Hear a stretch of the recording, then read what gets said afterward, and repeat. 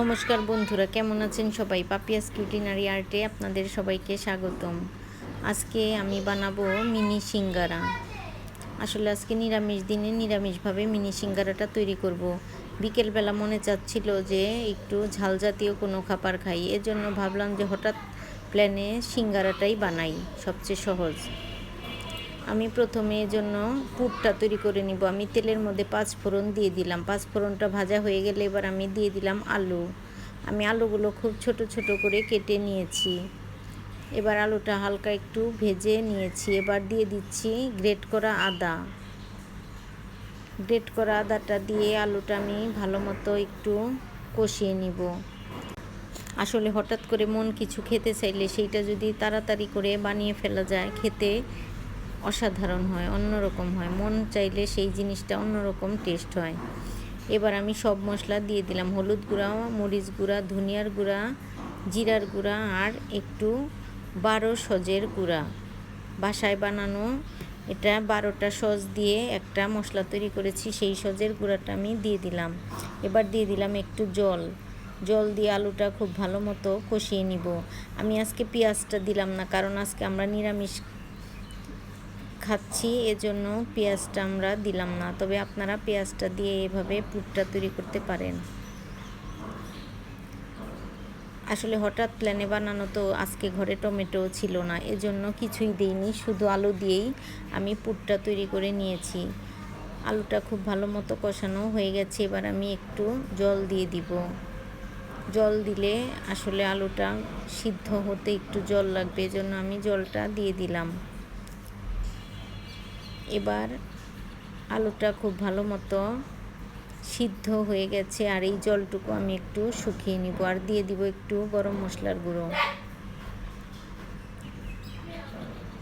এই জলটুকু শুকিয়ে গেলে আমার পুরটা তৈরি হয়ে যাবে। আলুগুলো আমি একটু ভেঙে ভেঙে দিচ্ছি। এবার আমার পুরটা তৈরি। আমি এবার সিঙ্গারাগুলো তৈরি করব। প্রথমে আমি সিঙ্গারার জন্য একটা ডো তৈরি করে নিব, এরপর আমি সিঙ্গারাটা তৈরি করব। প্রথমে আমি নিয়ে নিলাম ময়দা। আমি এখানে 1.5 কাপ ময়দা নিয়েছি। 1.5 কাপ ময়দা নিয়েছি, আর নিয়েছি স্বাদ মতো লবণ দিয়ে আমি খুব ভালো মতো শুকনাভাবে একটু নেড়ে চেড়ে নিয়েছি। আর দিয়ে দিয়েছি সয়াবিন তেল দিয়ে ডোটাকে একটু আমি ময়াম দিয়ে নিব। এবার আমি ফ্রিজের ঠান্ডা জল দিয়ে ডোটা বানিয়ে নিলাম। ডোটা অন্য সব কিছুর মতো নরম হবে না, একটু শক্ত শক্ত হবে।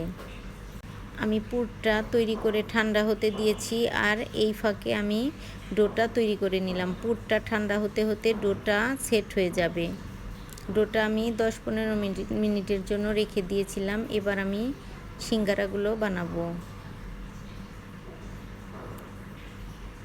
আসলে বাসায় বানানো জিনিসের টেস্টই আলাদা। এবার আমি সিঙ্গারাগুলো তৈরি করে নিব। আমি ডোটাকে একটু লম্বা করে নিলাম। এরপর চাকু দিয়ে আমি সিঙ্গারার বানানোর জন্য কেটে নিব।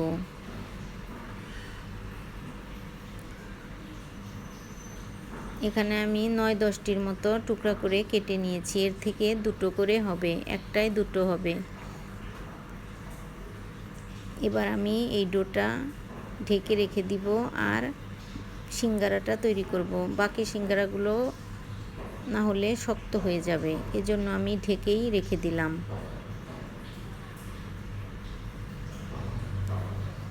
সিঙ্গারার রুটিটা একটু লম্বাটে হবে, হালকা চওড়া এবং একটু লম্বাটে করে তৈরি করে নিতে হবে, তাহলে মাঝখানে কেটে বানাতে সুবিধা হবে।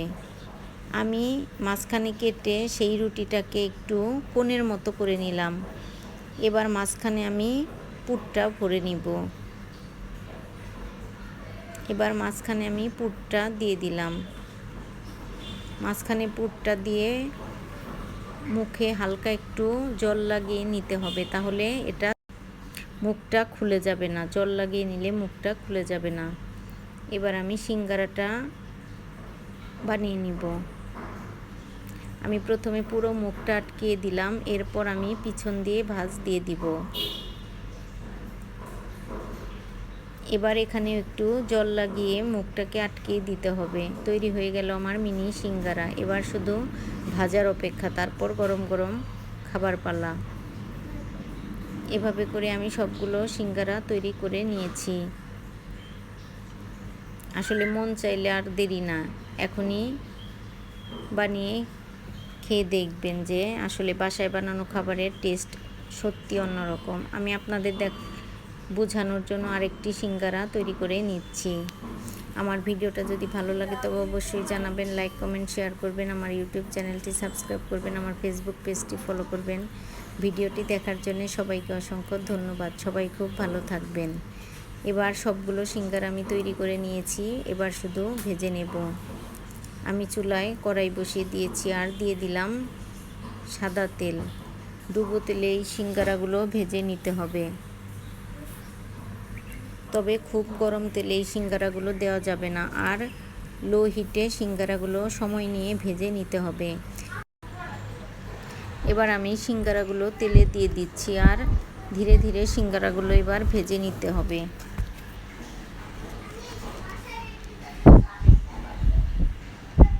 সিঙ্গারাটা ভাজতে মোটামুটি 10-12 মিনিটের মতো সময় লাগবে। আসলে তাড়াহুড়ো করলে চলবে না, সিঙ্গারা ভাজার জন্য আমাদেরকে একটু সময় নিয়ে সিঙ্গারাগুলো ভাজতে হবে, তাহলে খুব খেতে দারুণ হবে, ক্রিস্পি হবে আর পারফেক্ট কালারটাও আসবে। আমার ভিডিওটা যদি ভালো লাগে তবে অবশ্যই জানাবেন, লাইক কমেন্ট শেয়ার করবেন, আমার ইউটিউব চ্যানেলটি সাবস্ক্রাইব করবেন, আমার ফেসবুক পেজটি ফলো করবেন। ভিডিওটি দেখার জন্য সবাইকে অসংখ্য ধন্যবাদ। এবার আমার সিঙ্গারাগুলো ভাজা হয়ে গেছে। সিঙ্গারাগুলো ভাজতে আমার 10-12 মিনিটের মতো সময় লেগেছে। এবার আমি সিঙ্গারাগুলো তেল থেকে তুলে নিচ্ছি। আসলে বাসায় বানানো যে জিনিস আছে সেগুলো দিয়েই সিঙ্গারা বানিয়ে চায়ের সাথে আপনারা এভাবে খেতে পারেন। বাসায় বানানো জিনিসের স্বাদ এবং এর পুষ্টিগুণই অন্যরকম। আজকে আমি পেঁয়াজ ছাড়া সিঙ্গারা বানিয়েছি। দেখুন বন্ধুরা, কতটা সুন্দর।